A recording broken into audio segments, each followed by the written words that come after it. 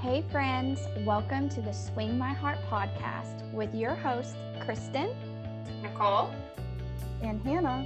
Come join our Porch Swing conversations. filled with lots of faith, hope, and heart. Hey Postables, we're back with another installment from the Signed, Sealed, Delivered series. Today we will be recapping From Paris with Love, which is the third movie in the franchise. It premiered on June 6th, 2015. It guest stars Kevin McGarry as Joey Castellucci, Brooke Nevin as Caitlyn Castellucci, Zach Santiago as Ramon Rodriguez, and Poppy Montgomery as Holly. In this movie, the Postables explore the mystery of true love as they deliver divorce papers to one couple the same day that Oliver's missing wife reappears. Such a great synopsis for this movie. So I know it's hard to rank all of the movies and the episodes, but what did you think about From Paris with Love?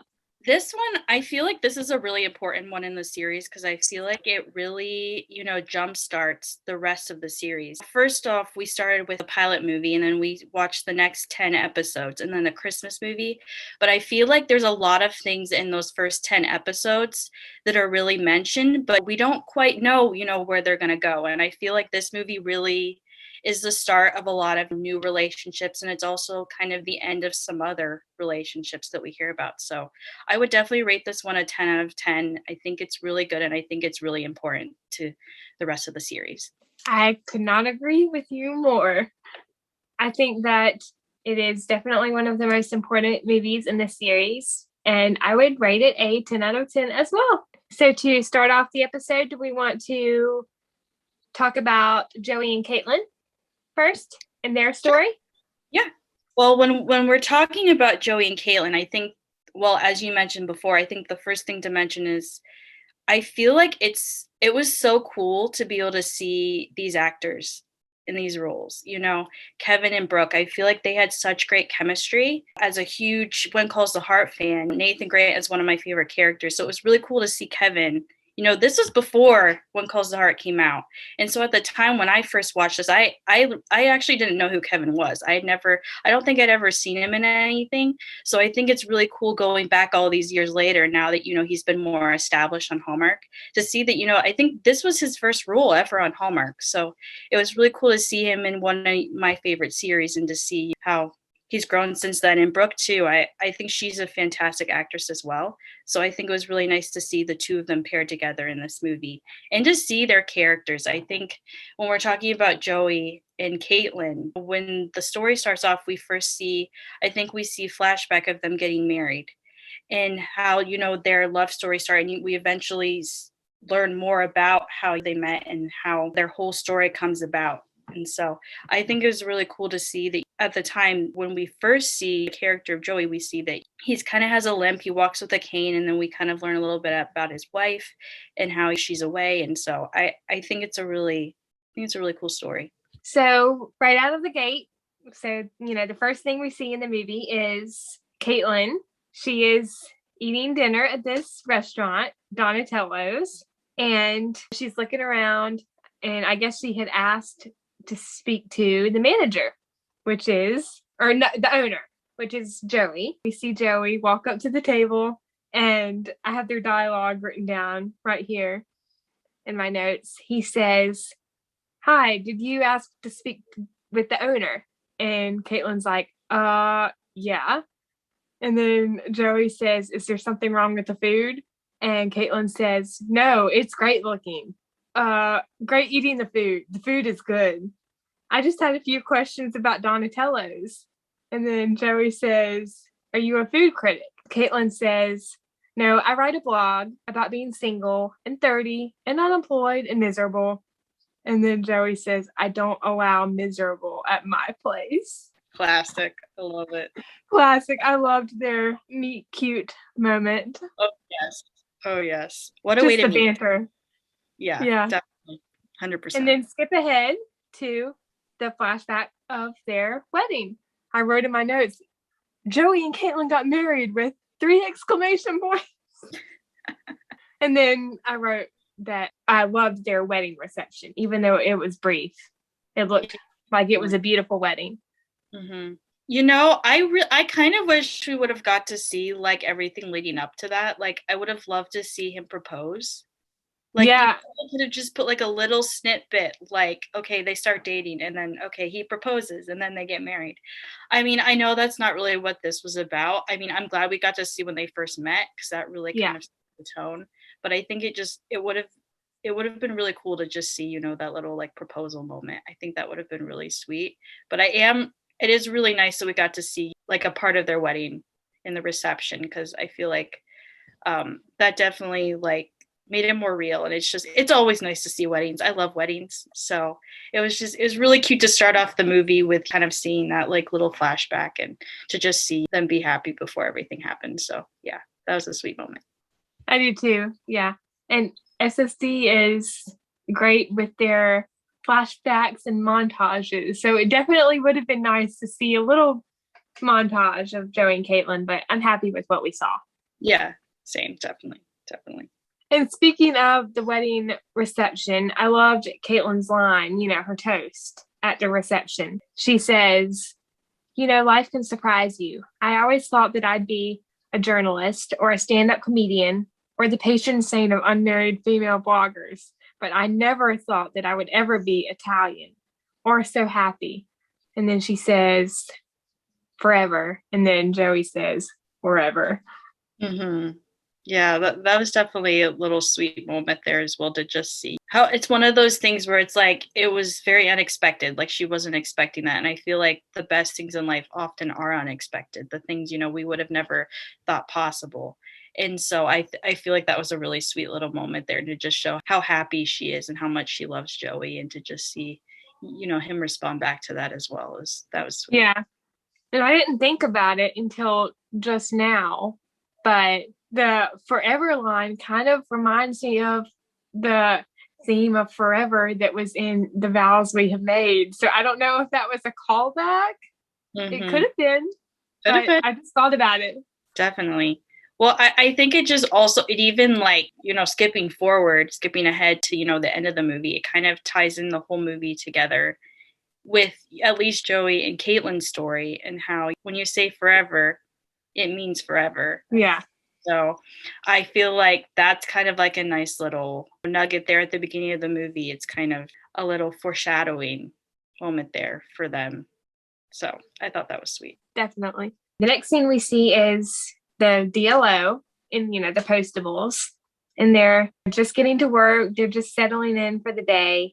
And Oliver is looking at the badly damaged envelope with his magnifying glass, and it's addressed to a woman named Caitlyn, and we find out it was postmarked 2 years ago. They are divorce papers, and there was a ring included with the divorce papers. Ouch. I mean, that seems pretty final right there. Like, you give up the ring, you're done, Yeah, and even Shane says this. She says, once you take the ring off the finger, there's really no hope.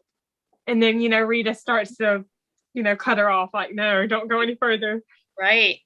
And that word hope too, that also is a theme in this movie as well, which leads us to a little moment later on, like a couple scenes later, can't remember how many scenes later, Oliver says a very profound quote to Shane, which I will share later because it's definitely something that I can relate to, and I think we can all relate. Yeah. And I also wrote in my notes referring to that line from Shane about the ring. I wrote foreshadowing into Oliver's future? ? Mm-hmm. Yeah. Definitely. There's a lot of foreshadowing going on here. Yeah. Yes. A lot of foreshadowing in this movie. Oh, yes. We find out that Joey and Caitlyn, they have been together about 6 or 7 years at the time he tried to mail the divorce papers. Mm-hmm. The wedding ring, it included intertwined initials, J and C, and their wedding day, which was 9 years ago. So this is, when they're looking at the wedding ring, this is, present day. And Oliver's reading the inscription and he's saying that the wedding was 9 years ago. Right. Can we just talk about that inscription in the ring? How sweet that is. I mean, I have a soft spot for that, especially, I mean, I know this is his ring, but whenever the husband engraves like a little something on the wife's inside the wife's ring, that just melts my heart. I think it's just so sweet, and it's just like such a perfect way. I mean, you have it, so why not? Like, I mean, why wouldn't you like engrave something, even though it just has their initials or and the date of their wedding? I just think it's so sweet to just have that inscription, and that just makes it even more personal and just makes it even more special. So I love that little nugget right there. Yeah, I love it too when that happens. Rita believes that the ring came from a boutique in Larimer Square that specializes in custom jewelry. The divorce papers were indeed for Caitlyn Castellucci. We find this out when Oliver hears that the letter to Holly has been sent. He walks off to his car, and then, you know, we see the flashback of him and Holly, and then it cuts back to the present with Shane walking up to his car. And me too.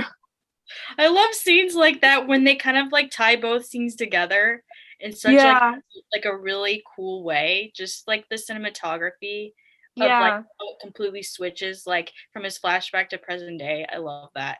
And I just think it's so funny too, because it's like, if you think about it, in the flashback, you know, Oliver's in the car with Holly, who is his wife at the time still, even though he's seen her a long time, he's thinking about her. And then it goes back to present day. He's in the car alone, and who's on the outside of the car looking in, tapping in the window? That seems like some foreshadowing to me. Yeah. Yeah, I agree. Yeah.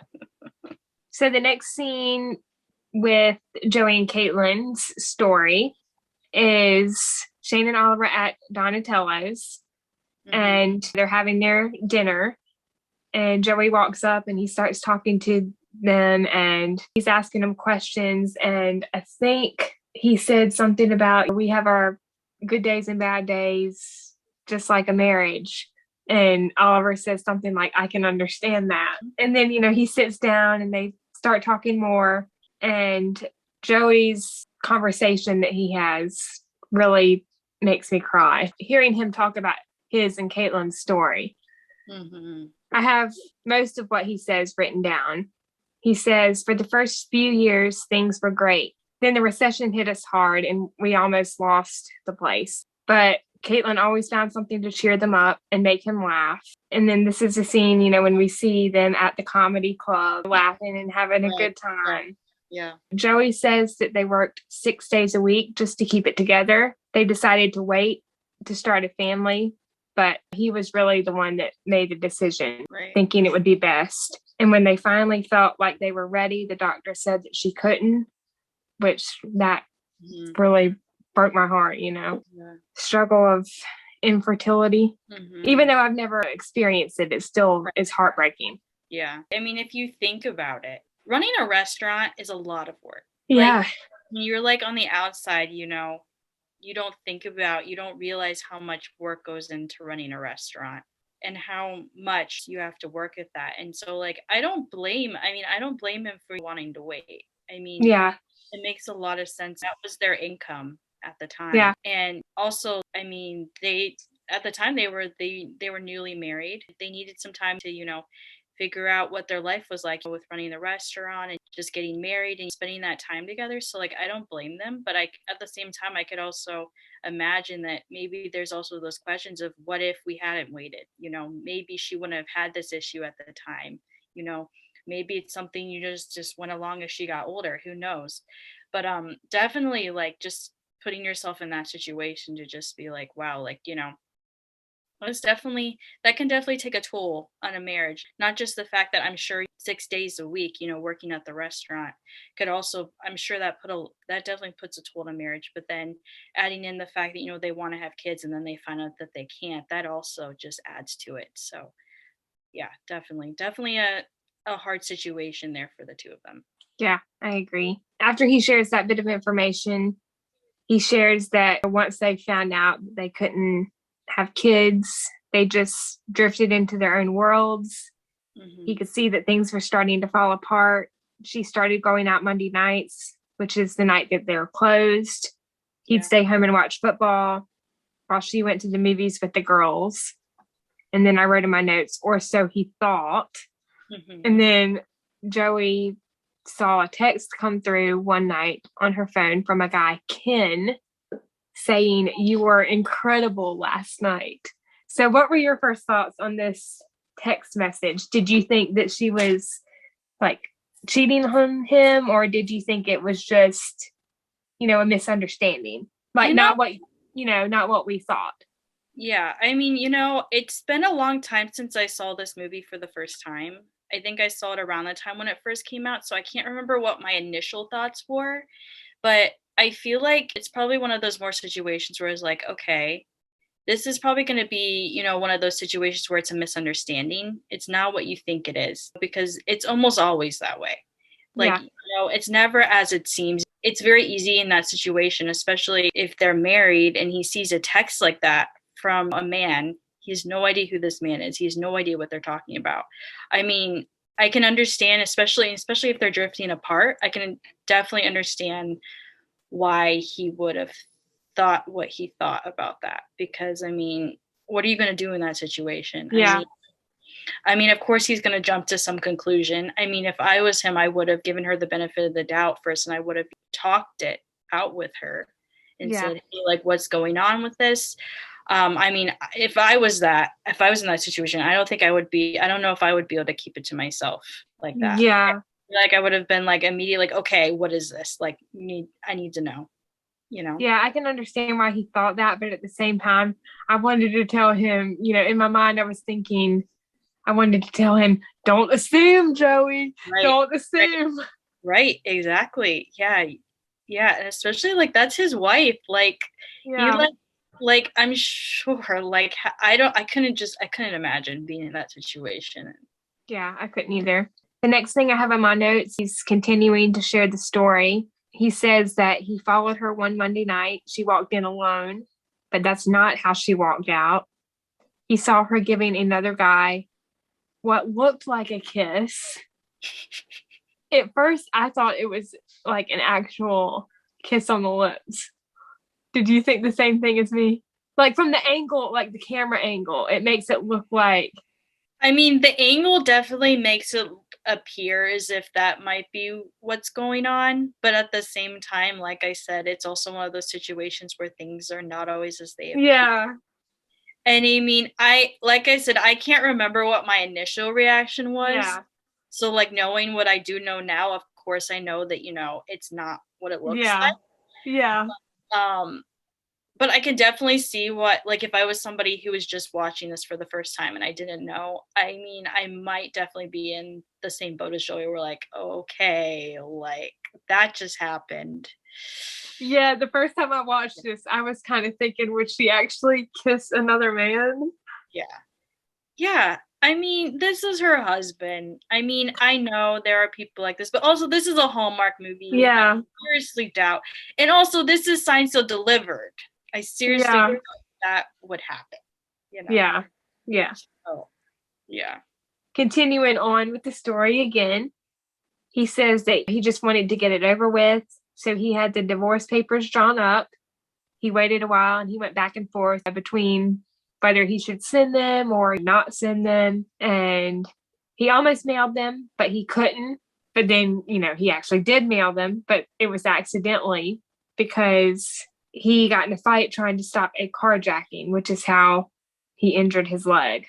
Right. And has the cane. Yeah. Which is really sad. It is. And scary. Yeah. I mean, that's already a pretty intense situation to begin with. I mean, first of all, let's backtrack a little bit here. He followed her to the place. And so basically he spied on her. Not only did he not talk to her about the text, but he followed her there. Okay, I mean, I will get, okay. I mean, to be fair, I do understand. But once again, communication issues. Important here. And I feel like the first step should have been that, hey, he should have talked to her about it. And if she wasn't clear, then maybe, okay, I could understand why maybe he would feel the need to do that if she's not being honest with him. But I mean, okay, I understand though. I mean, I would be curious as well. I'm not going to say that I wouldn't do that in that situation, but I feel like I would want to learn more facts before I found myself in that position. So then going back to this part where he's like, fine, like, okay, like, you know what, I'm going to send the papers. Oh my. I don't know. I mean, as a Christian, I don't, the topic of divorce is a very gray area for me. I mean, personally, I don't support divorce, but I do understand where there are situations in life where, you know, that might be the only option. I do have people in my family, close friends that I know who have that situation in their own life. But in this situation, I definitely feel like it goes back to communication. You really need to know all the facts before you make a decision like that. But the fact that, you know, Joey's intention was to not send the papers. Because he's going to do it. I feel like that's a very normal reaction, though, like in our own lives.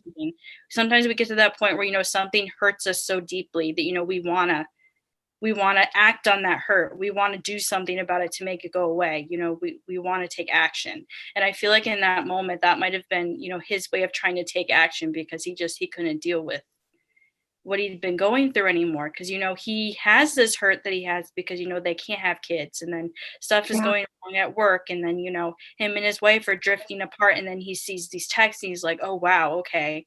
So this is a thing. And so I'm sure all that, you know, hurt that he had led him to get to that point where he was even about to mail it.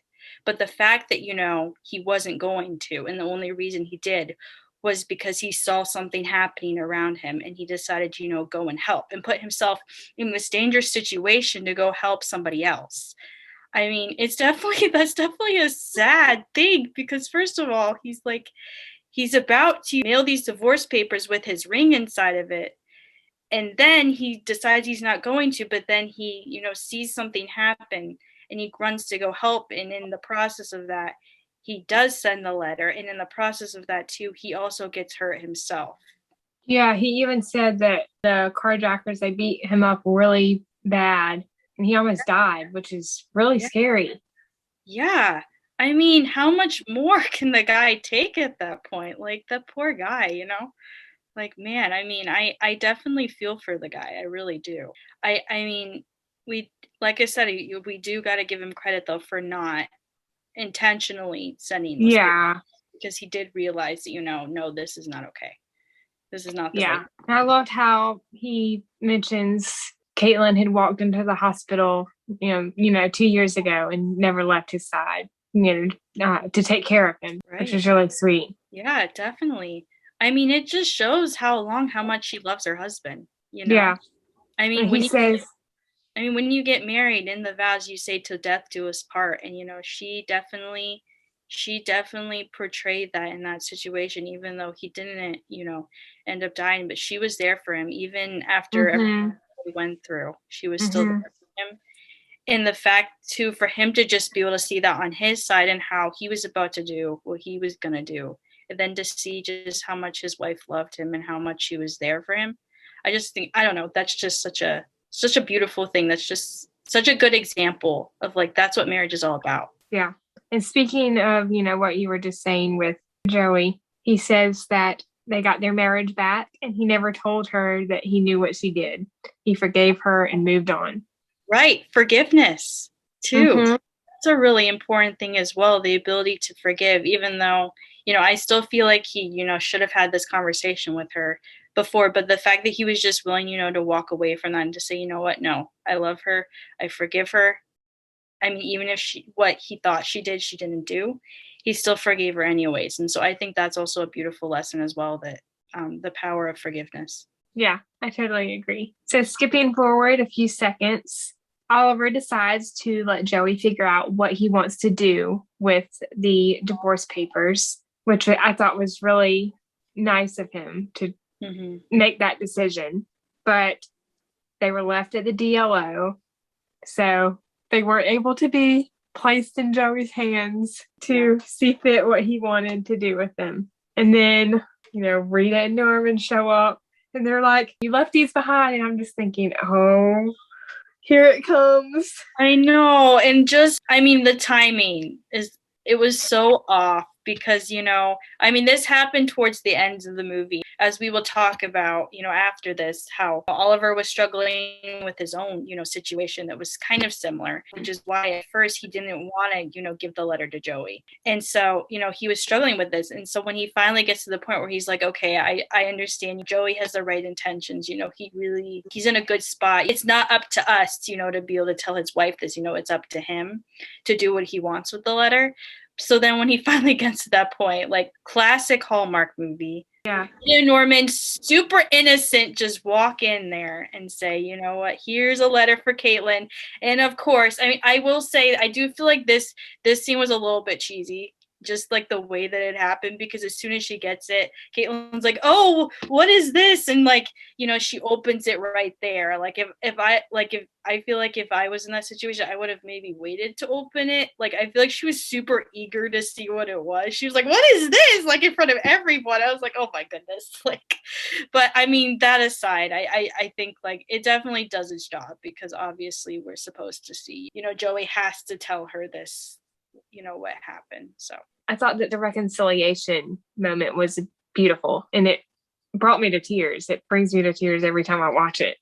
Oh yeah, definitely. I even have some of the lines written down. She opens the letter, or she opens the envelope with the divorce papers, and Joey's saying, don't read it. You don't need to read it. There's no need to see what's inside. They're talking about the divorce papers, and she's reading it, figuring out what it is. And I think Joey says something, I can't remember what his line is, but then Caitlyn says, so I've spent the last 2 years nursing a man who was going to divorce me. I know. Ugh. Joey says, I didn't tell you because it doesn't matter. I forgive you. And then Caitlyn says, for what? What are you talking about? And Joey says, you know what I'm talking about. And then Caitlyn says, no, Joey, I absolutely have no clue what you were talking about. There's a few lines after that. And then she says, you saw me in a parking lot with a man. Well, there goes the marriage. And the way she just throws the paper down breaks my heart. I know. It's like, well, there it goes. All the trust out the door. I know. I will say that part was really well done. Yeah. Their conversation after she opens the letter was really well done, I would say.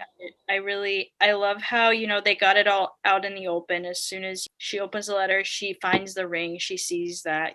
They go through that little, back and forth there, and she's just like, yeah, like, well, what was all this about then, And I do love how, like, I feel like in most movies, it would take us a little while to be able to see that reconciliation.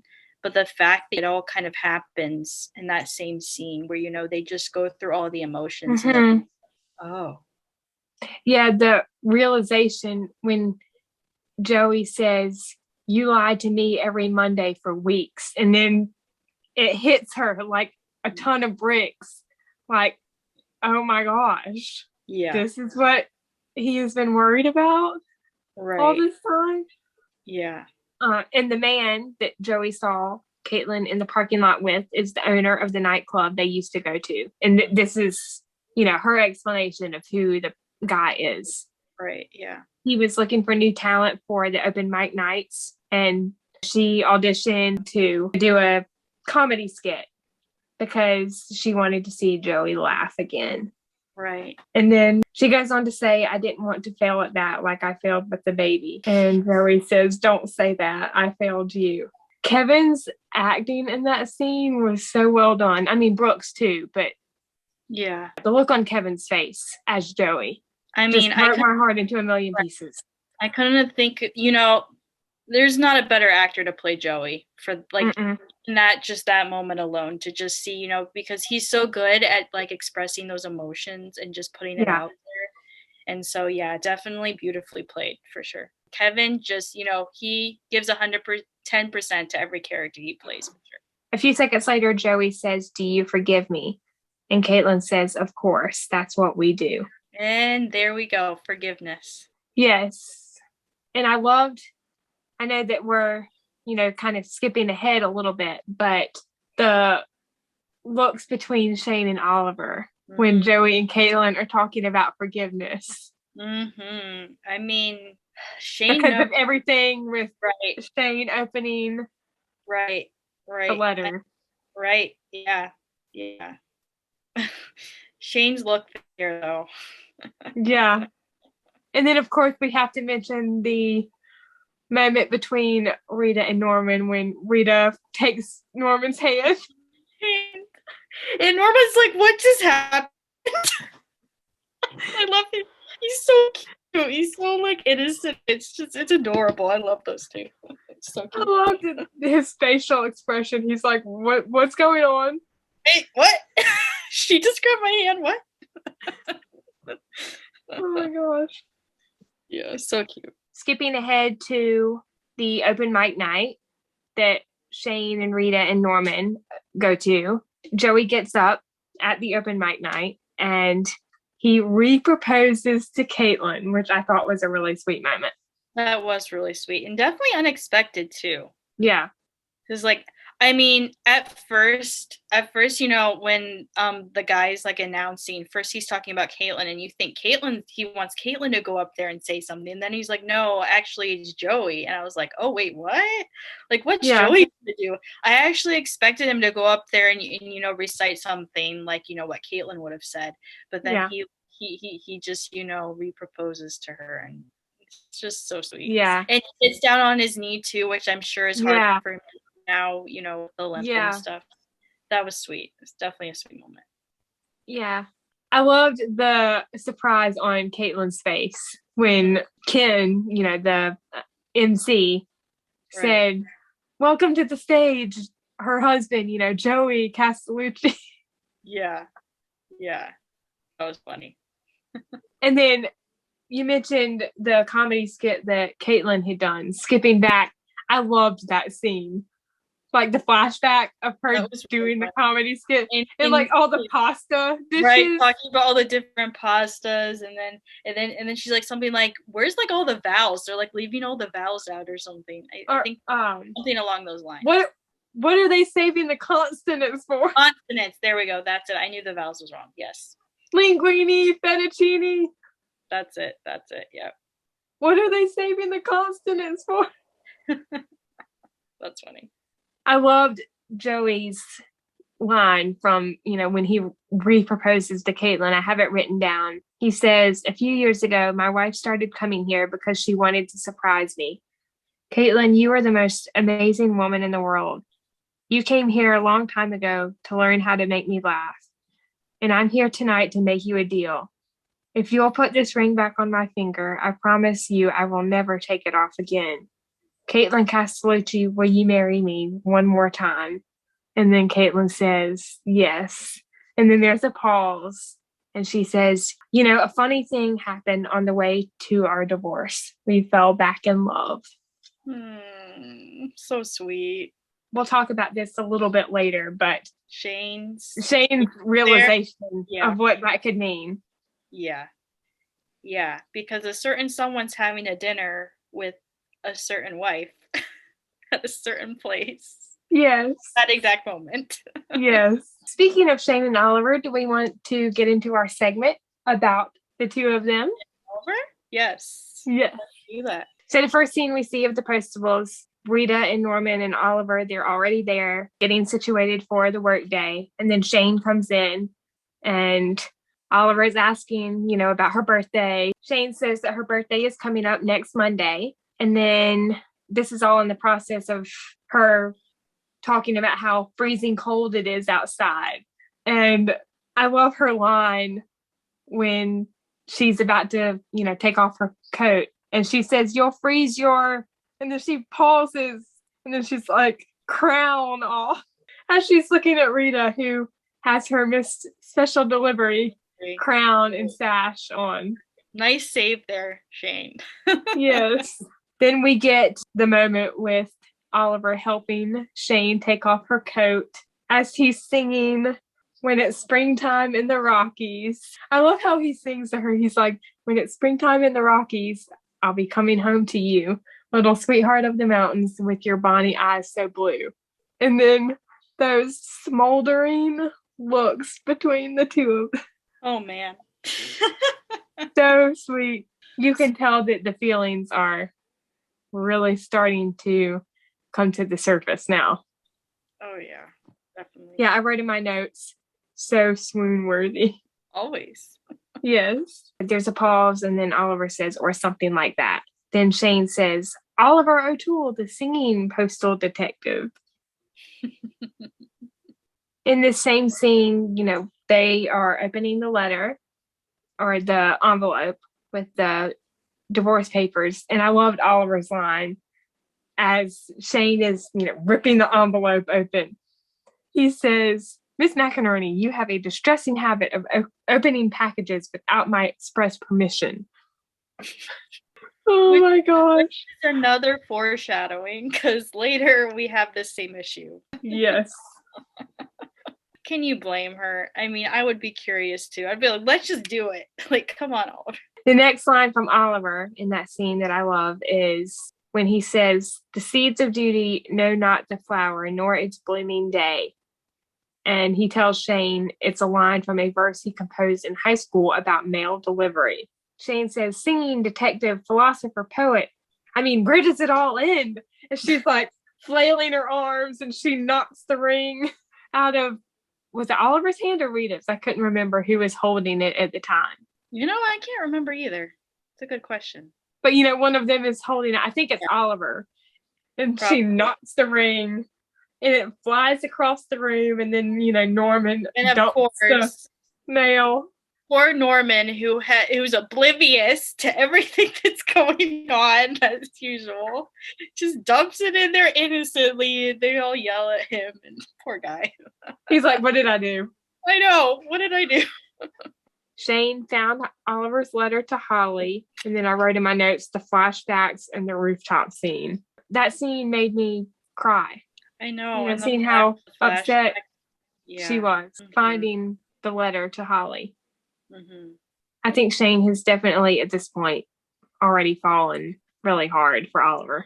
Oh yeah, definitely. I mean, I couldn't imagine being in that place. He's still a married man. Yeah. I mean, it was important for her to find the letter for sure because, Oliver really does need to close that chapter of his life before he can start anything with Shane. But being in Shane's shoes, to know that would be so tough.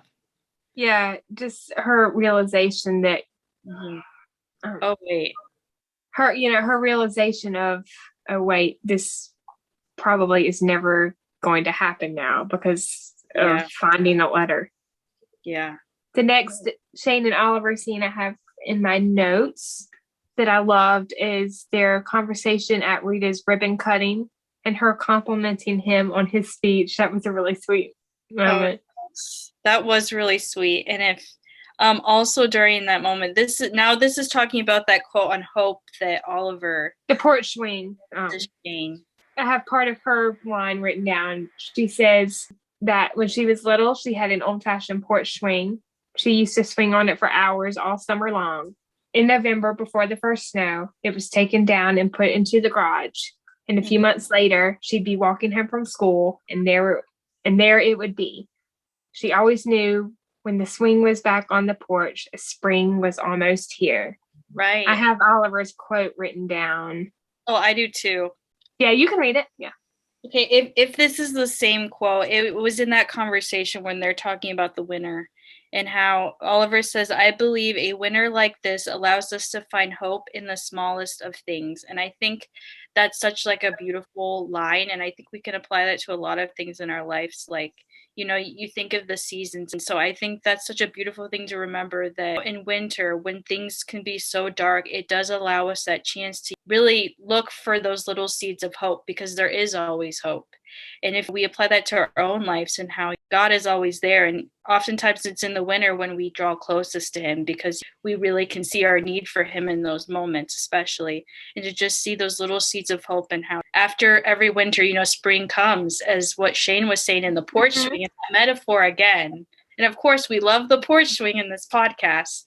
Yes. swing represents so many different things, and those like hopeful conversations. And when you put that porch swing away, you might not know where these things are going to go, but then it comes back out in the spring, and you just see that hey, like there really was hope, and that hope just grows into something beautiful, because then you see what was going to be there all along, or what was meant to be. So I think that's such a beautiful line there, and it applies really well to the story as well. I agree. And Oliver was definitely listening when she was telling that story. Oh, yes. He tucked that away. He definitely did. Yes. Shane telling Oliver that she cares about him after he finds out the letter was sent. I thought that was a nice moment. When they're talking about who opened the letter and, Shane kind of taking the blame for Rita. I thought that was sweet as well. Mm-hmm. Yeah. Rita was like, I opened it. And then Shane says, but I asked her to. I made her do it. She basically made her do it. Poor Rita. And then Rita says, we just care about you, Oliver. And then she says, don't we? Or something along those lines. And then Shane says, I do. Yeah. And then Norman's line kind of cracked me up. He's like, I care about all kinds of things. Yeah. Again, Norman is adorable. I feel for Norman. I feel like I've definitely been there a lot of times. Like I definitely get Norman. Like, poor guy. Oh my gosh. Shane and Oliver's argument after meeting Joey. This made me sad too. So, they're walking down the sidewalk after they go to Donatello's for the first time. Oliver had told Joey that, we need to give the divorce papers to Caitlyn.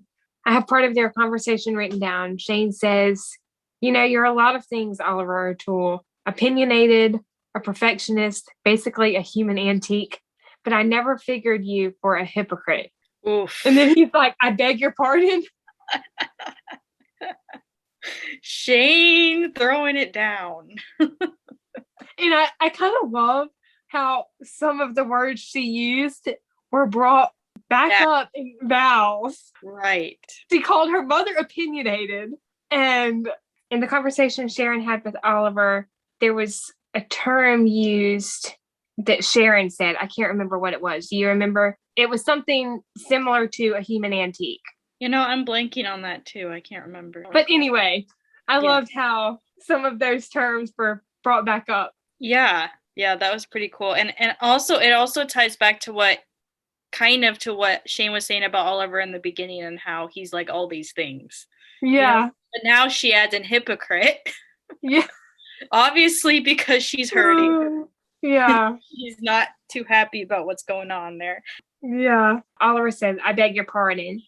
And Shane's line after that is, you stood right there and refused to let that man decide what to do with those old divorce papers. But less than an hour ago, you wanted the same chance to decide what to do with your letter to Holly. Mm-hmm. And then there's a line from Oliver talking about, processing the letter the same way every other dead letter is processed. Yeah. And then he says, my quarrel with you is that you broke your promise to me. You opened that envelope on the pretext of locating an ID, when in fact it was to once again satisfy your curiosity. And she says, that's not fair. I was just trying to. And then he cuts her off. And he says, Miss McInerney, you obviously do not share my commitment to putting your heart and soul into doing your job well, and to doing the one thing right in my life that, and then he stops. And that one line right there reminds me of the line from the DLO scene in Vows, when he's talking about wanting to work for the post office. And I'm sure you know exactly which line I'm talking about. I don't know word for word what it says. My mind from memory, but yeah, I thought that was a great callback. Lots of little callbacks in here. I like it. Yeah, I definitely think that's such a raw scene, because you can tell that they're both struggling. Mm-hmm. They're both, kind of getting at each other because, they want to control the situation. Mm-hmm. So they're both kind of getting at it and kind of blaming each other for what's going on, which makes total sense. That obviously happens a lot in these sort of situations, especially when you really care about a person. So yeah, I understand. Shane checking on Oliver after hearing the poem. Now, this is the scene with Ramon, and Norman has kind of walked off after Rita's walked off with Ramon, and she looks at him and she's like, "Are you all right?" I thought that was really sweet. You know, just the look on Oliver's face, and then Shane kind of trying to comfort him in a way. Right. Yeah. And Ramon did not help that situation either. He just... No, I have his line written down too. He's so oblivious to the situation, to like what's going on here. Like, Ramon, like, come on. Yeah, I have his line written down when he's talking to Shane and Oliver, you know, before he reads the poem. He says, "Avalier, always such a pleasure. Have you and the lovely Shane continued your dancing together? You were my best students. It's such a natural rhythm between you two. You can't teach that, you know." Oh my gosh. Just the way he says it is hilarious. Not healthy. It's always the way he says it too. It's just so funny. Zach is brilliant in his role of He is Ramon. so good. He's so good. Nobody could play it like him. So good. I love how Shane's like even contemplating. She's like, I don't know. Let's not go there. Shane and Oliver at Donatello's, so this is their dinner that they're having. And they're talking about Holly and the emergency clams. I thought that line was hilarious. Shane was like, Holly told me about the emergency clams. Right. And then Oliver asks, you know, what else did she say? And then Shane says, she also said that you could change her mind with a... And then she stopped. And then she couldn't say it. She's like, "Nope, I'm not going there. Nope. We're not going to say the K word. Nope." Abort. And then, you know, she goes on to say, "This has been a terrible shock. If you need to go, you know, I can handle Caitlyn and the letter." And Oliver's response to that is, "To be honest, Miss McInerney, I can't imagine doing anything else right now. This is what we do best. We deliver." And then Shane says, "We are good at this, aren't we?" I thought that was a nice little exchange between them. Right. And that happened after Holly shows up at the DLO. Yes. Which we will talk about. Yeah. Shane complimenting Oliver while talking to Joey and telling him what she's learned from Oliver. Very sweet. Yeah. She says, "Joey, Oliver is very good at his job, and if there's one thing that he's taught me, it's that things happen all the time, that at first may seem all wrong, but when we have faith that something greater might be at work, well, those things, they just end up working together for good." This reminds me of the Bible verse, Romans 8:28, which states, "And we know that in all things, God works for the good of those who love him, who have been called according to his purpose." That definitely made me think of that one as well. And I think it just goes to show like what a good influence Oliver has been in Shane's life, because, you know, if you go back to, you know, the beginning of the series and even most of the show too, Shane would have never gone to the point where she would be able to say that, you know? Yeah. Because you can really see, you know, how God has worked in Oliver's life, and you can even see how he's working in Shane's life too, and to just be able to see that and really to believe that too, to see all things do work together for good, you know. In this situation, you're trying to live for God, or you're trying to do the right thing, and you have that faith. I think that's really important. So definitely a beautiful little tie there to the scriptures. I love it. I totally agree. The next scene that I really love is the scaffolding scene. This is talked about a lot on Twitter during the rewatches, when Shane is, you know, telling Oliver about forgiveness. And can we just talk about how selfless Shane was in that moment? Because she's already fallen for Oliver, but yet she's, you know, encouraging him to do what he thinks is best. Right. Yeah. No matter what that outcome may be.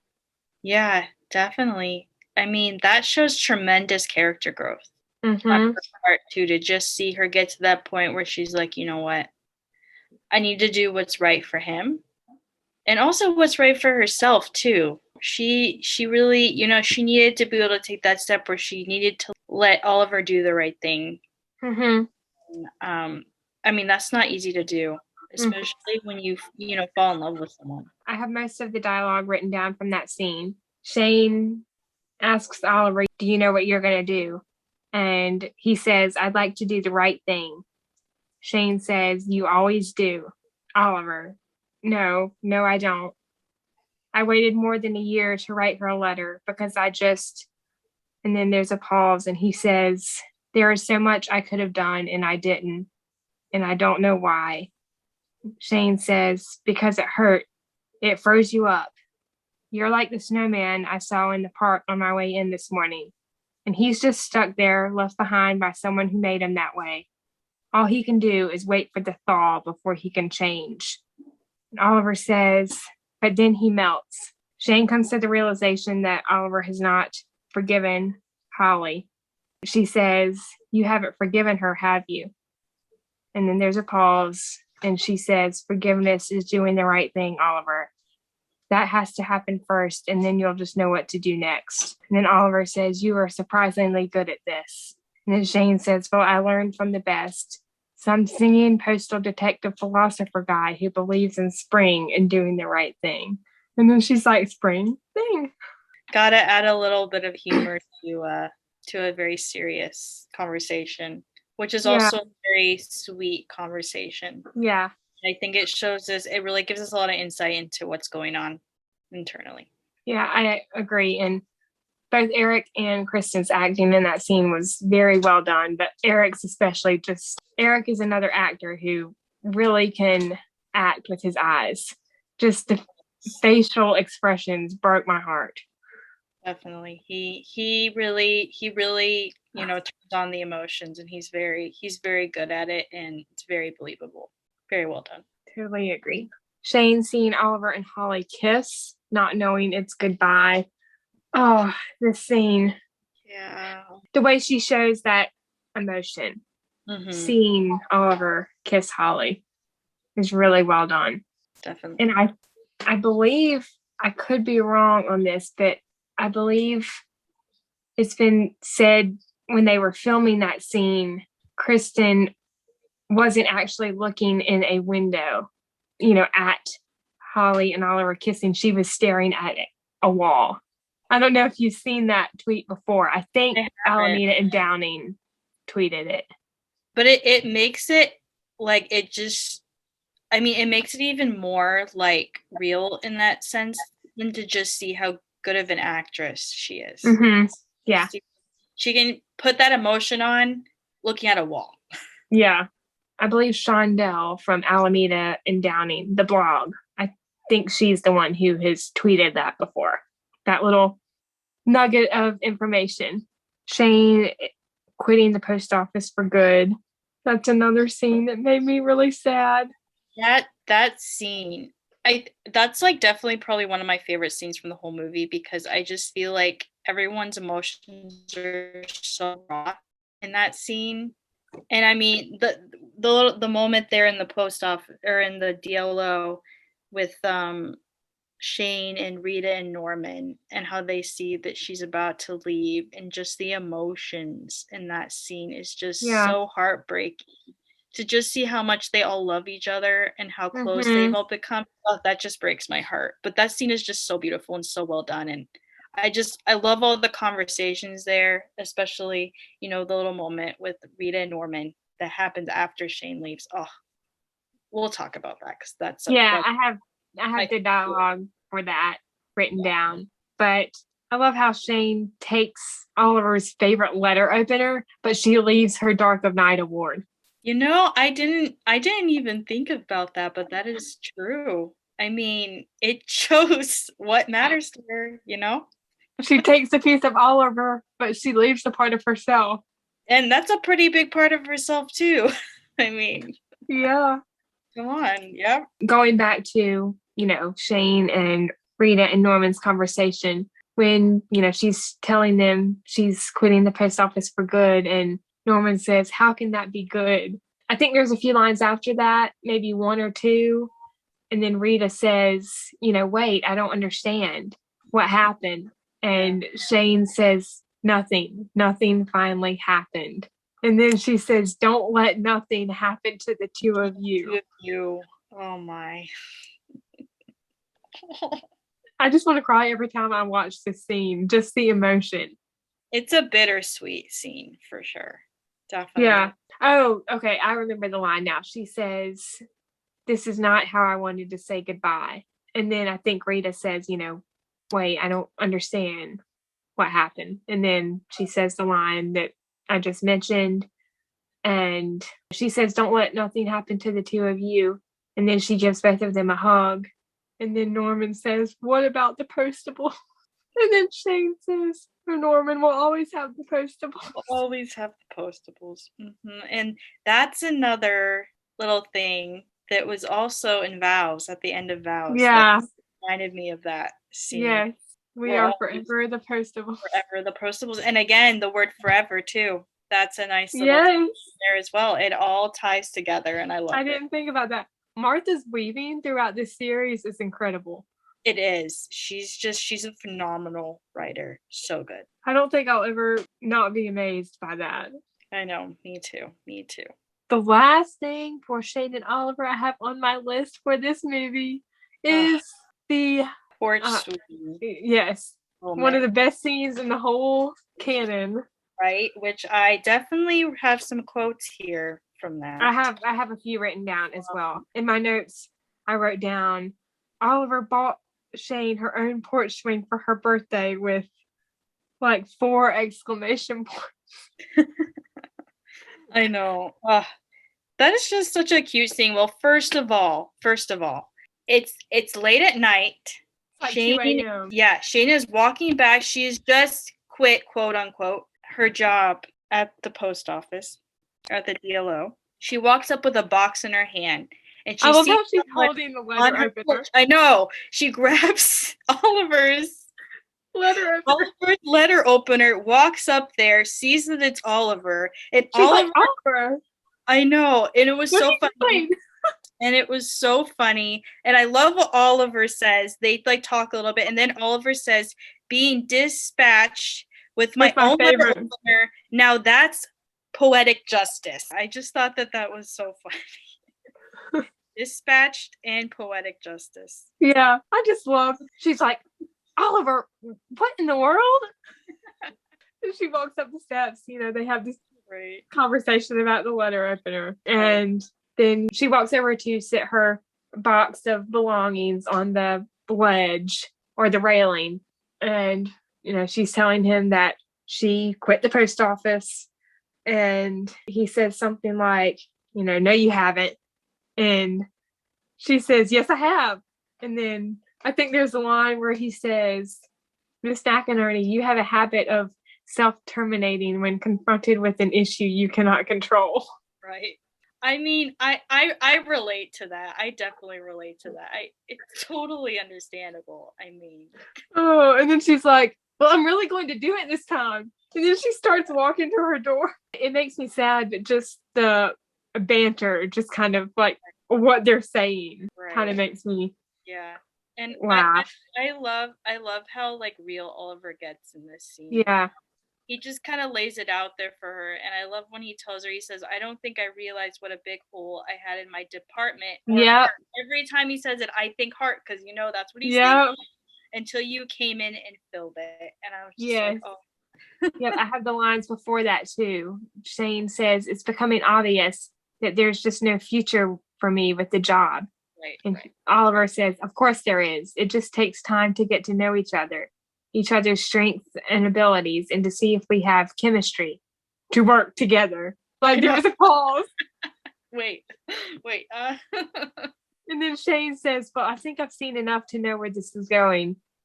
And I think maybe there's someone better for the job. And then Oliver says what you just mentioned.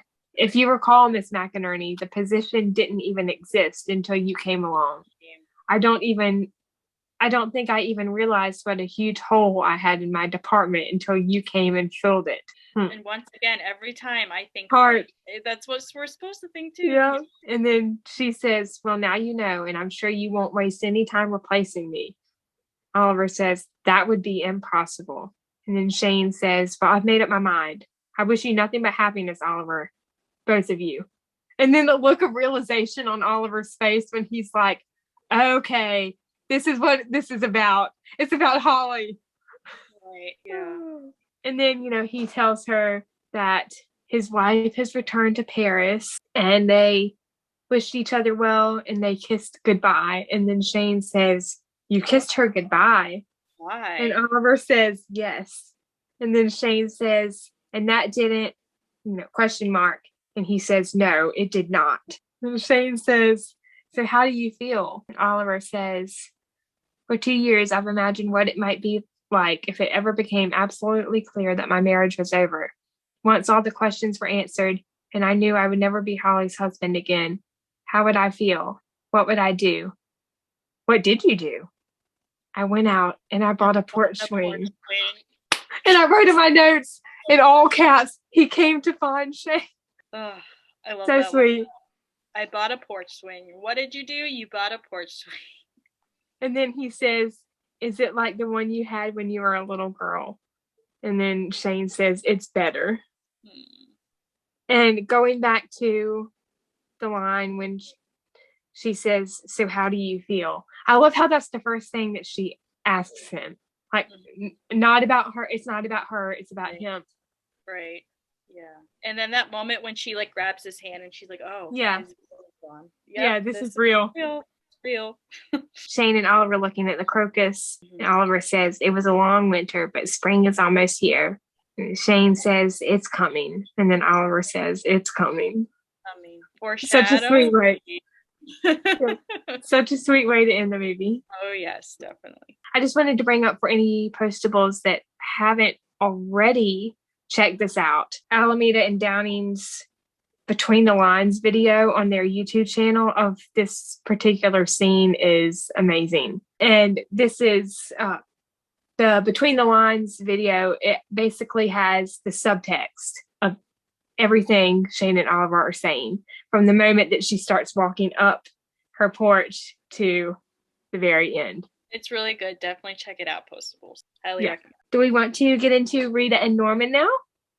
Yes, we can. To start off with Rita and Norman's storyline in this movie, the first thing we see is Rita practicing a speech written by Oliver that she'll make as Miss Special Delivery for a ribbon cutting and dedication of the South Logan Street auto stamp machine, is what Rita said. That's a lot of words there. Yeah. I wrote in my notes, things I loved about this moment was Oliver helping her pronounce the word auspicious, Norman cheering with the big scissors. I love how he's like, and the crowd goes wild. Ah! Once again, just cute Norman moments. Yeah. And then Oliver, clapping at his desk. He's like, go Rita. Norman talking about going to the park once with his metal detector and finding a spoon and a knife, and then him mentioning, oh, I wish I could have found a fork as well. And then, Rita wanting to go with him someday to see how the metal detector works. I thought that was really cute. It is cute. And just the look on Norman's face. Like, what? It's hilarious. I love all the little looks between both of them in this movie because something. Yeah. And that Norman's finally get like more open to the idea. Yeah. Like, okay, I do have feelings for Rita. And but he's like such like a shy and quiet individual, which I completely understand. So it's just to see Norman kind of starting to open himself up. Yeah. And to just see all the looks. So cute. Norman coming back to the DLO after going to the jewelers with Oliver. Norman says, we went to 4 different jewelers, finally found the right one, and he didn't like us. And then Rita says, impossible. Everyone likes you. Well, they should anyways. I know. Another look. Oh, yeah. Them. Yeah, that was cute. Their conversation in the DLO while sorting mail and talking about the scarf. Mm-hmm. I loved Norman's line after Rita, shows him the scarf and lets him feel the material. Mm-hmm. He says, it's a cashmere blend. actually pretty cheap. Rayon and a little polyester. And then Rita says, still, Ramon does have excellent taste, don't you think? And Norman says, I don't think about Ramon name. I have that quote written down. I thought that was so funny. Oh my gosh. Norman's seeing Rita walk off with Ramon. This is when they go to the news studio and they're asking about him translating the poem. Right. Or it was before he had translated it, but it's when they had gone to the studio. Yeah. Norman seeing Rita dancing with Ramon and admitting his feelings for her to Oliver. I know. I love that how Norman didn't even realize what he was saying. He was just speaking from his heart, and Oliver is like, "No, I know what you're saying. I caught that. I have some of the dialogue. Oliver says, Norman, you are in danger of standing by and letting Rita be swept off her feet. And Norman says, well, what can I do? I can't compete with that. You realize that's the first time you've ever admitted your feelings for Rita. Well, I told my grandmother, sort of. She told me to tell her, but I didn't know how. And now she's over there getting swept. It is hard to ignore a confident man with a broom. What do I do? Well, you get a better broom. And then Norman goes on to say when he was a foster kid, no one ever called him by his real name. They always used nicknames. Storm and Norman, Borman, kid in bed number 5, which I thought was kind of sad. He didn't tell them his middle name, which is Xavier. Which isn't a bad middle name, by the way. And then Norman says, that day I met Rita and she asked me my name. It just all came out at once. It was the first time that I'd ever told anybody my real name, because I guess I just felt safe with her. Oliver says, I believe you are. And Norman says, I'm not in her league. And then Oliver says, Norman, love can only survive on swagger and charisma for so long. Rita needs a man of true substance. She's holding out for a hero, Norman. That hero could be you. And I love this whole conversation. I know. And I always translate that hero is you. Yes. I know. It's such a sweet conversation. It just shows, how good of a friend Oliver is. Yeah. And I love the fact that, how, he was able to get Norman to open up about it. Yeah. And to just give Norman that little bit of confidence that he needs. Because I feel so bad for Norman.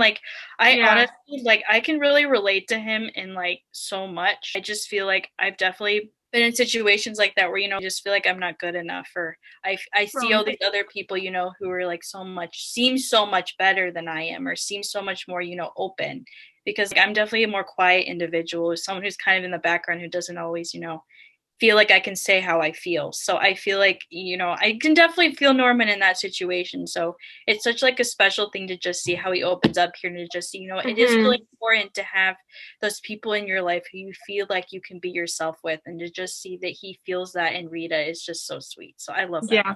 And we'll talk about these moments. We'll talk about it when we get deeper into the series. But, there's a lot of these back and forth conversations between Oliver and Norman that are just great. So good. Norman's comedy skit and Rita's reaction. She says, Norman, that was, and then she pauses, and then she says, you blew everyone away. Norman says, well, some people talk about the weather and some people make it. That was funny. Could we just talk about how Norman got up on that stage, though? Because yes, I mean, they're talking about how the person who was supposed to be there wasn't there on time, and so they're like, okay, what should we do? And then Rita's like, oh, well, Ramon could come up and do something. And meanwhile, Norman's in the background thinking, not Ramon again. She's talking about Ramon again. And then Rita says something, they start talking, and then Rita quotes something that Ramon said, which I actually think is really powerful. She says, once we face our fears, they no longer have power over us. And I think that's such a true, thing to keep in mind, is and the fact that Ramon said that too. Yeah. Because, normally Ramon's just very, he's Ramon. But yeah. I really like that quote. And I think that goes along so well with this whole movie, also in our own lives too. Really, we just, when we face our fears, they don't have power over us, because fear can be, it can really take over our lives. If we're really fearful of something, it can really, put a damper on a lot of things and cause us to, really doubt ourselves, and really, just not be able to do what we need to do. And so I think that once we do face our fears and step outside of our comfort zone, we could find a lot of peace from that, and we can really move forward, and we can really do a lot of things, because fear really is the enemy of joy. And it really, really destroys a lot of things if we give in to that fear. So I think to just see that quote, presented here, and to see how it helps Norman. First of all, it helps Norman because, he needs to learn how to face his fears, but also because, Ramon was the one who said it. He's like, Ramon said that? He's like, okay, if Ramon can say that, then I'm going to go up there and face my fears. I'm going to show Rita that I can do this. And I just love that. I love to see Norman come out of his shell there. I thought that was a really, really nice moment. I love how that line kind of referenced Ramon, because he's like, some people talk about the weather. Right. And then back to that quote about the weather. That was pretty funny too. Yeah. Yeah, I like that. The last Norman and Rita moment I have on my list is them reading Shane's letter in the DLO and then expressing their feelings and sharing their first kiss. I have the whole dialogue written down. Oh yeah, I definitely have a few quotes in there as well that are definitely powerful. Norman, he picks up the letter from Oliver's desk and he opens it and he starts reading. The letter says, "Dear friends, I can't tell you how much it has meant to me to spend this last year with all of you. It's funny what lessons I've learned about living by delivering a dead letter, about saying the things we mean and finding the right words to say them." And then he gives it to Rita, and Rita continues. She says, "But somehow I can't seem to find the right words to explain what I'm saying. Goodbye. Just know that it's for the best. Always, Shane." And then Norman says, "What is she talking about?" And then the realization hits Rita. And she says, "Holly." Yeah. And then Norman says, "Holly. What does Holly have to do with this?" This next line from Rita always makes me cry. It doesn't matter what. It always makes me cry. She says, "Oh, Norman, when two people who truly care about each other don't tell each other that they truly care about them, then the person they care about can think that they don't care about them. And then they find someone else who cares about them. And then it's too late. I know this doesn't make any sense." And then Norman says, "Oh, no, it does." And then Rita says, "It does."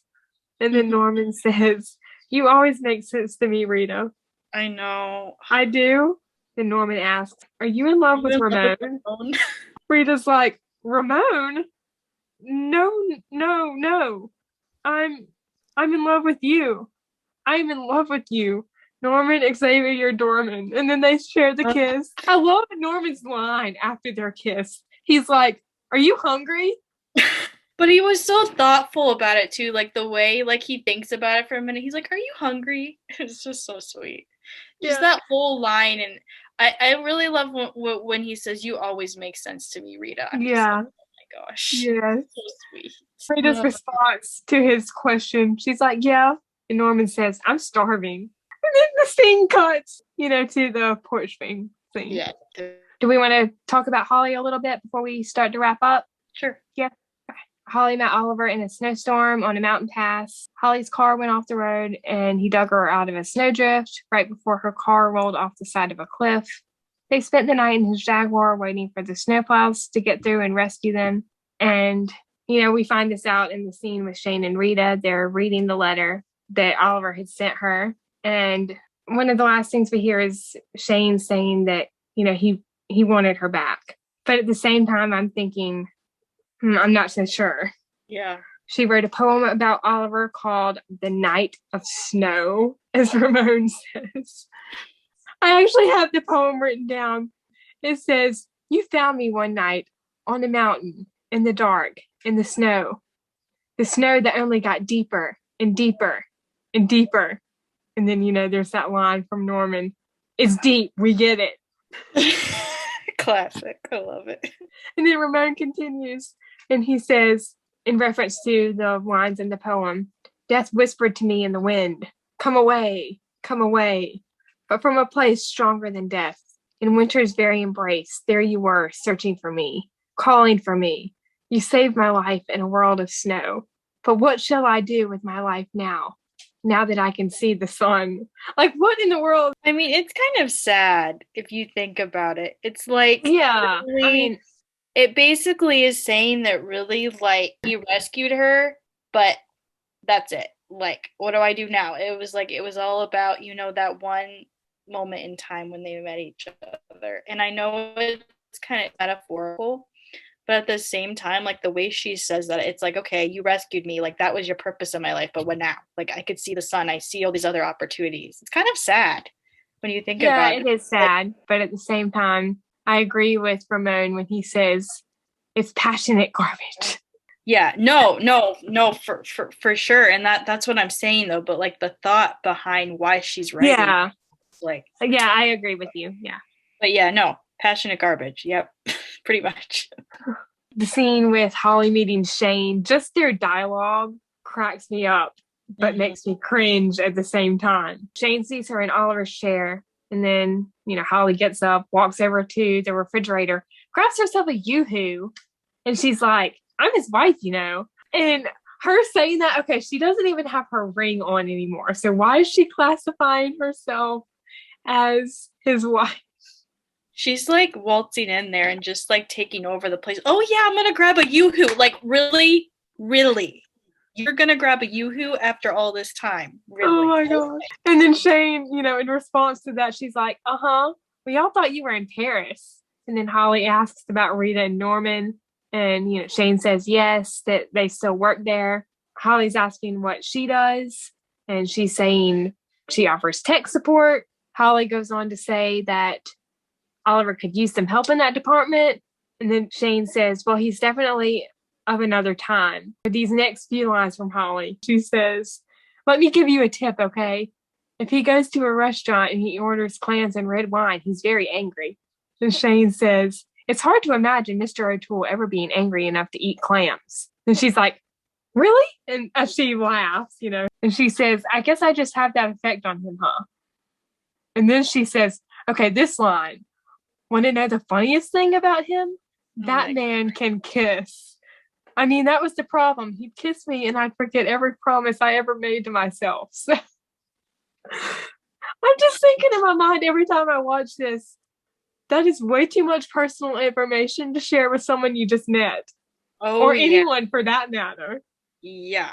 I think she's like trying to push Shane's buttons. Oh, she totally is. Totally. I mean, she did that the minute she walked in there and grabbed a Yoo-hoo. Come on, girl. Yeah. That's a no. That's a no in my book. Nope. Shane's like, so. And then Holly's like, so I just stopped kissing him and it worked. I went to Paris. Okay, the way she's like nonchalant about it, I'm like, really, Holly? Like, I know. It's like no big deal to her. It's like nothing. Like no big deal. She just left her husband in Denver while she's jetting off to Paris. I know. You would think like you would think they only dated, like the way she's talking, but like it wasn't even like a real thing. You would think it was just, just a few dates or something. Like, come on, girl. Like, get a grip. Shane's like, now you're back. And then Holly's like, yeah. And then Shane's like, wow. And then Holly repeats her. It's like, wow. Like, I'm just thinking, what in the world? Holly and Oliver are seeing each other in the DLO. She has a whole book of poems coming up that fall. She's staying at the Brown Palace. There's one more line from Holly in this scene that really gets me. She's like, don't look so sad. And then she's like, Ollie, ? It's going to be okay. And I'm like, okay, you left your husband 2 years ago. You have no right to call him Ollie anymore. Mm-hmm. You lost that right a long time ago. I know. She's just so like, I don't know, so detached. Yeah. Situation. It's like she's not even, there almost. It's just like on the outside looking in, like she's completely detached herself at this point. Yeah. So they meet for drinks at the Brown Palace later that night. Some of their conversation, she says, what are you saying? Do you want me back? Oliver says, do I want you back? Holly, I want an explanation. I want to know why my wife ran away to Paris and never called, never wrote. Do you have any idea what you put me through? You let me sit here 2 years, terrified that maybe something happened to you. Holly, but nothing. Well, lots happened, but nothing bad. That would have been nice to know. Ollie, please don't call me that. And then Holly, why did you marry me? Oliver goes on to say that she made him uncomfortable with his life, and he thought that that was good and that his life needed a little shaking up. Holly goes on to say after that, if you want to be a grown-up, you got to be your own hero. I have to agree with Oliver on his next line. He says, I'm sorry, I don't understand how leaving your husband at the Pony Express exhibit at the National Postal Museum can be considered heroic. Right. There's nothing heroic about that whatsoever. Not at all. Holly says, well, heroes can be cowards. And Oliver's like, what? I have no idea what you're talking about. Again, I agree with Oliver. Basically, she called herself a coward there, basically. Like, she is. Like, what? Realizes it. Holly says, that's it. You leave us alone in a car with only the two of us to heat each other up, and we communicate just fine. But talking with actual words, we were never very good at that. Which is why it's so amazing that in the past 2 years, I've really learned to express myself. And then Oliver's like, in 2 languages, apparently. Can you use one of them now to tell me why you came back? Holly says, kind of nonchalantly, to see you, to find out what I want. And Oliver's like, what about what I want? What do you want? Peace. That's beautiful. No, that's essential. Mm-hmm. Yep. There, you tell her, Oliver. You tell her. You could have done this 2 years ago. Yep. Took you 2 years and a letter from me to get you to come back. So I think there's a pause, after Oliver says that. And then we find out that Holly, she doesn't want to be the first one to say it, but she's thinking divorce. Oliver's line in response to that is that marriage is so sacred, so precious, ending it shouldn't be an easy thing to do. We hear Holly say that she's going to write a poem about her feelings, and I wrote in my notes, you go do that. Like, you go write a poem about your feelings. Yeah. Mm-hmm. Mm-hmm. And just a brief mention of it, but Alameda and Downing also has this scene on their YouTube page. I think it's in the International Scenes playlist, but there's like an extended version of this scene. It's really great. That kind of adds a little bit more to the conversation that they have. Nice. That kind of explains more about the whole situation. Holly and Oliver's dinner at the Mailbox Grill said this is the last time that we see them together. Someone read her poems and gave them to a publisher. Holly wrote a poem about them. And then, she goes on to give her apology. She says, I want to say how sorry I am that I took so long to come back. I shouldn't have waited, but the longer I waited, the further the road home seemed. But I'm here now, and I just hope that we can. And then, she stops. Okay, I do appreciate that she gave some kind of apology, but it still kind of bothers me that she never really apologized for leaving. Yeah, I know. I mean, at least she kind of apologized, but at the same time, I feel like in that situation, she was kind of, driven to apologize. And she didn't apologize for leaving, which is a big no in my book, which is really sad, but Yeah, I do appreciate that she made the effort, but still. At least she came and she, did that much. Yeah, there's a little pause after Oliver asks, is this what you want? And Holly says, yeah. She seemed really happy about it too when she said that. Oliver did too, in my opinion. Like, he seemed... They were both like, okay. Like, they make it seem as if they're not going to because they both look happy about it. But he seemed relieved. Yeah, they're not. After he read the poem. It's not meant to be. Definitely. Yeah. They decide to get a divorce and go their separate ways amicably, as Oliver basically told Shane in the last scene. Right. Mm-hmm. The last comment I have about Oliver and Holly's last scene. Oliver, he's all jealous about Shane dancing the dance with Jordan. But yet, in the next movie, From Paris with Love, he does the dance with Holly. It just makes me laugh.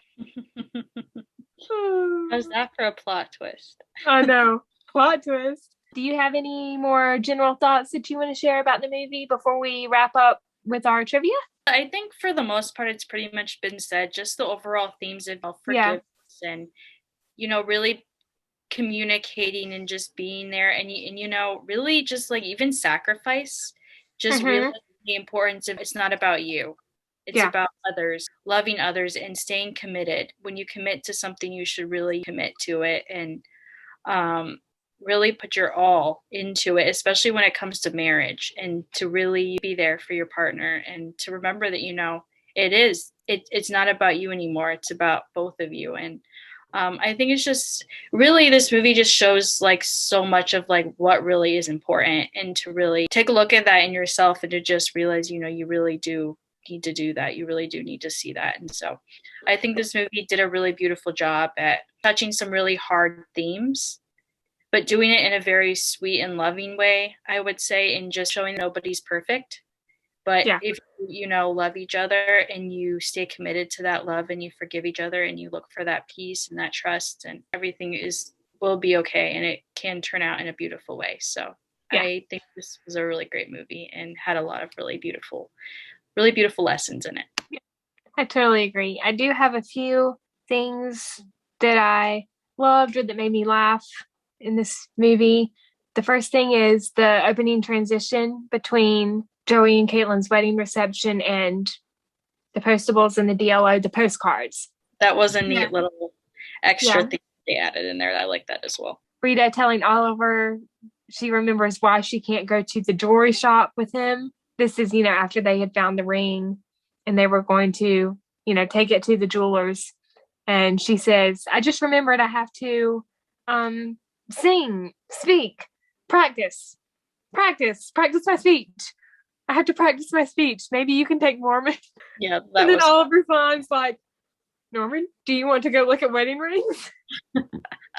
And then that scene when Oliver and Norman are at the jeweler, and there's some conversation with the guy that works there, and I think the guy that works there asked if the ring needed to be resized, and Oliver's like, oh no, I'm already. And then there's a line after that, and then Norman says, love is a mystery. Norman. And then he shows the field kit to the jeweler. Classic. That was cute. I like that moment. Norman accidentally sending Holly's letter into the overnight express. I love Norman's realization when he figures out who the letter is going to. Like, he's about to send the thing up the chute, and he's like, oh no, this is Holly's letter.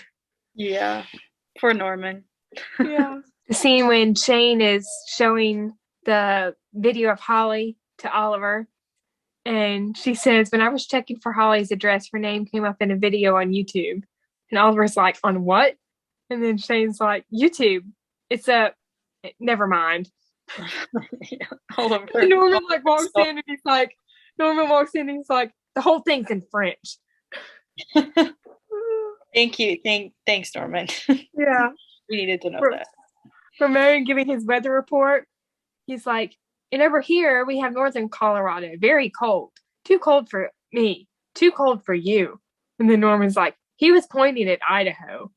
And then the KBC anchor's like, thank you, Ramon. Any chance we'll get enough powder to hit the slopes this weekend? No, but probably yes. Oh my. Norman's line to Ramon's line to Rita, in that same scene. He says, when I said I was at your service, I meant it with all of my heart. Or I meant it with all my heart. But my heart could never imagine that you would need my services so soon. And Rita says, oh, well, I never thought I'd need to be serviced so soon. And then the back and forth between him and Norman about all the languages he speaks cracked me up. Oh, this line when they're all in the mailbox grill and Shane says, well, somebody's got to get back to the DLO. And then Norman's like, okay. And Shane's like, Oliver, we need to talk. And then he says, death whispered to me in the wind. What does that mean? And Shane says, okay, you guys have 5 minutes to be weird. And then it's back to work. That line makes me laugh every single time. That's funny. I forgot about that one. Going back to Ramon's comment about facing your fears, I just wrote in my notes that it was possibly foreshadowing to Shane meeting Holly. Oliver seeing Holly and Shane together. And I wrote in parentheses, I love the way that the camera quickly like focuses on Shane, but it blurs Holly out in the background. So that could be like foreshadowing in another way, meaning that, you know, Shane is his future and Holly is his past. His past. Right. Yeah. Yep. Gotta love the camera work when they do that. Yeah. I love those little neat camera tricks. The last one I have on my list is Shane and Norman and Rita trying to act busy when both Holly and Oliver walk out of the DLO. And then Oliver's line about, I have a rare craving for Sardinian clams and a nice glass of unassuming Brunello. That's so specific, too. The look on Shane's face, she's like, are you okay? He's not okay. He's not okay. Just no.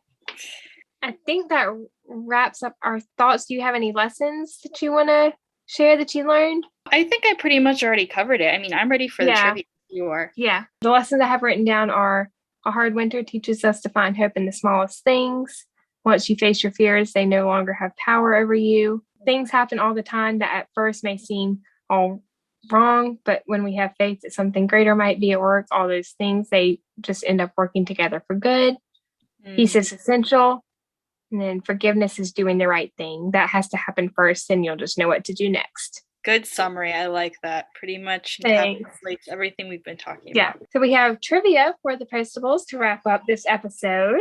Do you want to go first, or do you want me to go first? How about we do every other one so you can go and then I'll go? Yeah, that's fine. My first question is, what time was on the clock behind Rita and Norman when they were in the DLO talking about the scarf and Ramon? 3 p.m., 1:45 p.m., 2 p.m., or 1:30 p.m.? Can you mention those one more time? 3 p.m., 1:45 p.m., 2 p.m., or 1:30 p.m.? 1:45? Ding, ding, ding, ding, ding. You got it right. Yay, woo! Because I really wasn't sure, but that one sounded right. So, yeah. All right. Okay. What does Caitlyn tell Joey that her blog is all about when they first meet? 1, being single, 30, happy, and successful. 2, being single, 30, unemployed, and miserable. 3, being single, 31, employed, and miserable. Or 4, being lonely, 30, unhappy, and unsuccessful. It is being single, 30, unemployed, and miserable. Ding, ding, ding. Correct. Yay. What color are the scissors sitting on Shane's desk in the scene with her showing Oliver the video of Holly on YouTube? Turquoise, pink, yellow, or green? Yellow. Meh, wrong. Were they green? Turquoise. It was like a light blue. Okay, I think I'm thinking of the other ones, which I believe were yellow. They were sitting in a cup, or they were placed in like a coffee mug, or, you know, a pencil holder or something. Okay. Along those lines. Oliver thinks that it's Shane's birthday, but Shane corrects him and says that it's 1, next Sunday, 2, this Sunday, 3, next Monday, or 4, next Tuesday. Next Monday. Right again. Yay. We did mention that, so. Yes. Yeah, of course. What color is Oliver's pocket square we see in the scene when meeting with Ramon? Blue, purple, red, or white? Red. Ding, ding, ding, ding, ding. What time does the clock on the building outside say when Shane is on the rooftop looking at the letter? 9:45, 10:57, 8:30, or 10:27? 8:30? It was 10:27 about. Oh. I did rewatch this scene. It's okay. It's kind of blurred out, and I did watch the scene on my phone, so I kind of had to pause it and like really look at it. And I changed it a few times because like I think that it says 10:27. It was definitely 10 something. It was 10 close to 10:30. I think it was around 10:27. So it's okay. That was a total one. That was a tough one, but it was a good one. What was engraved inside the small box of stamps Holly gave to Oliver that she picked up from his desk when she arrived?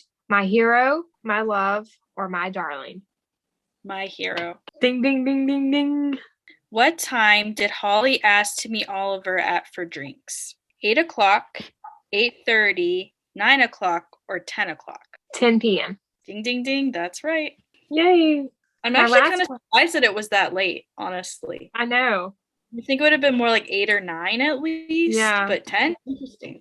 I wonder what time Shane and Oliver had their dinner at Donatello's? That would be interesting to know. Good question. My last question is, what year was Joey born as shown on the divorce papers in the flashback scene when talking to Shane and Oliver? 1983, 1989, 1979, or 1981? 1983. Nope. No. I completely missed that one. So 1979.